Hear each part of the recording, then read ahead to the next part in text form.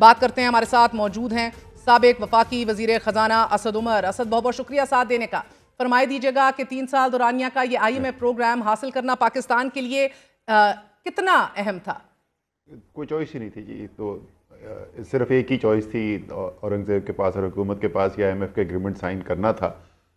اگر آپ ایک مجموعی طور پر دیکھیں تو بڑی عجیب و غریب صورتحال ہے کہ ملک جو ہے قرضہ لے رہا ہے تو اس کی مبارکبادیں دی جا رہی ہیں، لیکن جیسے حالات ہیں، جو معیشت کی صورتحال تھی اور جو ہمارے ایکسٹرنل اکاؤنٹ کی صورتحال تھی، اس کے اندر آپ اس ایگریمنٹ کو کیے بغیر آگے چل ہی نہیں سکتے تھے، تو اس لحاظ سے اچھی چیز ہے کہ یہ آج اپروول ہو گیا ہے۔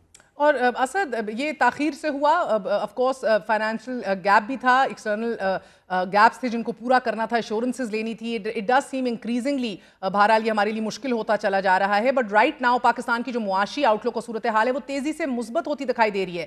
Favourable global oil price trends ہیں، آپ دیکھ رہے ہیں کہ انفلیشن ایز ہوتی ہوئی دکھائی دے رہی ہے، سپورٹو فسکل اور مانیٹری پالیسیز ہمیں دیکھنے کو مل رہی ہیں۔ سو مضبوط اور پائیدار اقتصادی ترقی کے حصول کے لیے حالات آج ایز وی اسپیک سازگار کہیں گے؟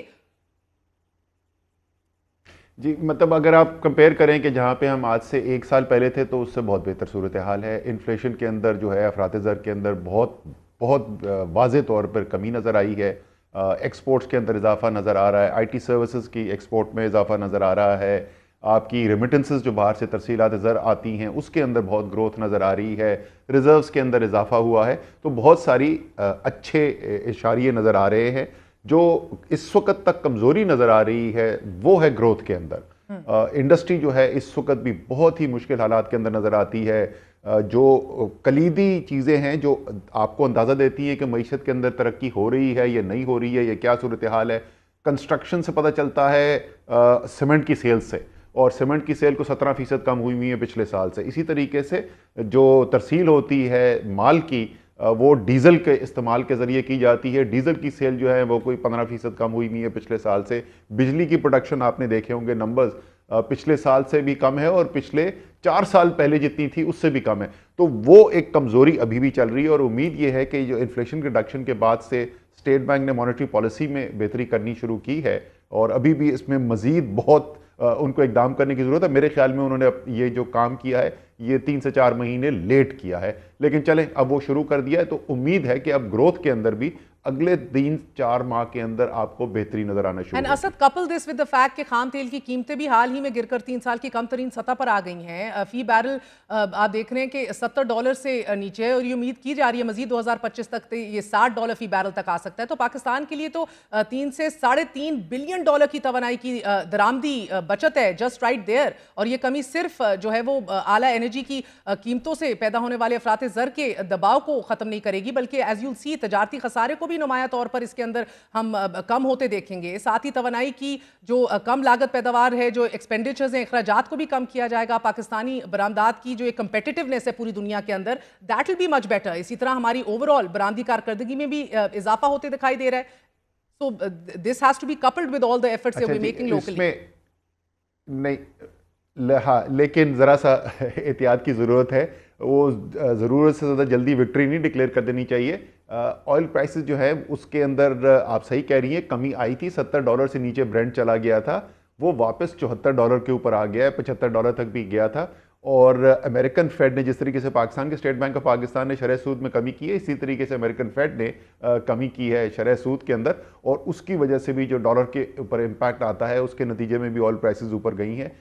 تو یہ انفیکٹ اگر آپ آگے دیکھیں گے تو اگر کوئی ذرا سا رسک نظر آتا ہے وہ نظر ہی کموڈٹی پرائسز میں، خاص طور پہ انرجی پرائس کے اندر آتا ہے، لیکن اگر وہ بڑھتا بھی ہے تو شاید اتنا زیادہ نہ بڑھے، لیکن پہلے سے اس بنا پہ فیصلے نہیں کرنے شروع کر دینے چاہیے اس امید کے اوپر کہ $60 کا تیل ہو جائے گا۔ لیکن اوور آل آپ بالکل درست کہہ رہی ہیں، اوور آل بہت سارے فیوریبل کنڈیشنز نظر آ رہی ہیں، ڈومیسٹکلی بھی اور انٹرنیشنلی بھی۔ پرابلم پاکستان کی معیشت کا اس وقت معاشی پیراہے سے نہیں ہے، وہ جو سیاست کا عدم استحکام ہے وہ سب سے بڑا اس وقت خطرہ ہے پاکستان کی معیشت کے لیے۔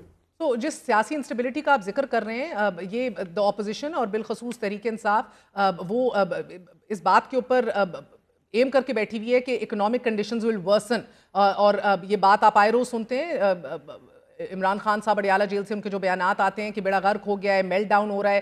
سو اگر یہ ڈو یو تھنک کہ ایک تو لیجیٹیمیسی کا سب سے بڑا چیلنج ہے اس حکومت کو، مگر اگر اکنامکلی ٹرن اراؤنڈ یہ حکومت کر پائی، یو تھنک کہ یہ بڑا مزید مشکل بنا دے گا صورتحال اپوزیشن اور تحریک انصاف کے لیے؟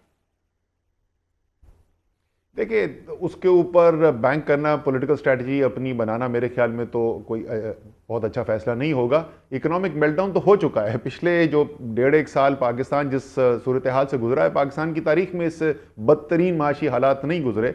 لیکن آپ سیاسی اس کا فائدہ آپ کو ووٹ کی شکل میں 8 فروری کو ضرور نظر آیا ہوگا، لیکن جو پاور ڈائنامکس ہیں وہ نہیں اس سے بدلی. تو میرے خیال میں پاور ڈائنامکس کے بدلنے کی امید کرنا کہ وہ اکنامک کنڈیشن سے ہوگی، وہ شاید وہاں سے ہمیں نہ نظر آ سکے. اگر آپ مجھے اجازت دیں میں ویری کوئکلی آپ کو کہہ دوں کہ جو IMF کا ایگریمنٹ ہوا ہے، اس میں آگے خطرہ کہاں نظر آ رہا ہے اس کی امپلیمنٹیشن میں.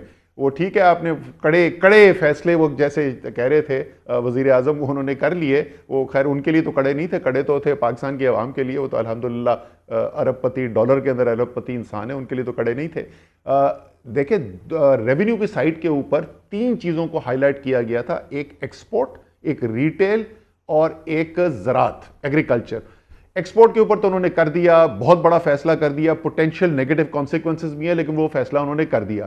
ریٹیل کے اوپر جیسے ابھی آپ نے خود کہا، کوئی اس کے اوپر پروگریس نہیں ہو سکی ہے اور ابھی تک وہ مکمل طور پہ ناکام ہے جو ڈرائیو جو ریٹیل کے لیے کرنی تھی. اور زراعت کے لیے ایگریکلچر ٹیکس کا جو ہے، جو بڑے فیوڈل لارڈز کے اوپر جو ٹیکس لگنا تھا، اس کی تو ابھی تک کوشش بھی شروع نہیں کی گئی. تو ایک تو یہ خطرہ ہے کہ اگر آپ یہ کام نہیں کریں گے یا کرنے کی کوشش کریں گے اور ناکام ہو جائیں گے تو یہ IMF پروگرام پھر ڈی ریل ہو سکتا ہے. دوسرا جو ایکسپینڈیچر سائٹ پہ جو سب سے بڑی چیز ہے، وہ 18ویں ترمیم کے بعد جو فیصلہ کر لیا گیا تھا 7th NFC ایوارڈ کے ذریعے کہ جو وسائل ہیں وہ زیادہ تر چلے گئے صوبوں کے پاس اور ذمہ داریاں جو وفاق کے پاس تھیں وہ وفاق کے پاس ہی رہیں. تو اخراجات کے اندر بہت بڑی تبدیلی کی ضرورت اس کے اندر، اس پروگرام کے اندر لکھی گئی ہے کہ صوبوں نے زیادہ ذمہ داری اٹھانی ہے. وہ ایک بڑا فیصلہ ہے جس کی بھی عمل درآمد ابھی ہم نے ہوتے ہوئے نہیں دیکھا. تو یہ ذرا سا لوگوں کو ذہن میں رکھنا چاہیے اور آپ بھی نظر رکھیں اس کے اوپر، کیونکہ اگر یہ وفاقی حکومت کی 3 صوبوں کے اندر اپنی حکومتیں، اتحادیوں کی حکومتیں، ایک مریم صاحبہ بیٹھی ہیں پنجاب میں، سندھ اتحادی کی ہے، بلوچستان میں بھی، but even in terms of revisiting NFC award یا ایگریکلچر، یہ کام ہو نہیں رہے. This debate is not ongoing still, you right about that.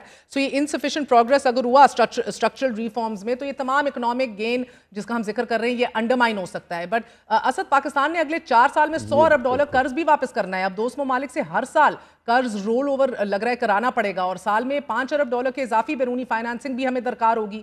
تو اگلے 3 سال میں ٹیکس ٹو GDP میں بتدریج 3% اضافہ اگر کرنا ہو، یہ کیسے ممکن ہوگا؟ بالکل صحیح. اور یہی میں کہہ رہا تھا کہ بہتر آشاریہ آپ کو نظر آئے ہیں لیکن وکٹری جلدی نہیں ڈکلیئر کر دینی چاہیے. یہ اگلے 3 سال جو ہیں یہ چیلنجنگ رہیں گے. مستقل آپ کو فیصلے کرتے ہوئے اور مستقل آپ کو ان پہ فیصلوں پر عمل درآمد ہوتے ہوئے دیکھنا ہوگا. ورنہ یہ جو آپ کی مشکل تھی وہ ایک وقت کی نہیں تھی کہ IMF کا معاہدہ ہو گیا تو چلو اب 3 سال کے بعد دیکھیں گے. یہ ہر 3 ماہ کے بعد آپ یہیں پہ کھڑے ہوئے ہوں گے اگر آپ فوکس طریقے سے عمل درآمد نہیں کریں گے. اور اس لیے بہت ضروری ہے کہ جو آپ نے کمٹمنٹس کی ہیں ان کا انتظار کیے بغیر فوری طور پہ اس کے اوپر آپ کو عمل درآمد ہوتا ہوئے نظر آنا چاہیے. اور وہ جو ہمارے جو فرینڈلی کنٹریز جن کو ہم کہتے ہیں اور واقعی میں فرینڈلی ہیں، وہ ایگزاسٹ ہو گئے ہیں کہ بھائی تم اپنا نظام جو ہے اس کو درست نہیں کرتے ہو، تم اپنے ملک جس طریقے سے تمہیں چلانا چاہیے وہ تم چلاتے نہیں ہو اور ہمارے پاس آ جاتے ہو ہر تھوڑی بار کہ جی چاہتے تو نہیں تھے لیکن کیا کریں، آپ سے پیسے مانگنے کے لیے ہم پھر آ گئے. اور وہ ایگزاسٹ ہوتے ہو گئے. اور جیسے آپ نے کہا تھا شروع میں 2.5 مہینے کا جو ڈیلے ہوا ہے اس کی بنیادی وجہ یہی بن رہی تھی کہ وہاں سے سپورٹ نہیں مل رہی تھی اور آخر میں یہ کرنا پڑا کہ 11% کے اوپر پاکستان کی تاریخ کا سب سے مہنگا ڈالر کا کمرشل قرضہ لینا پڑا اس گیپ کو پورا کرنے کے لیے.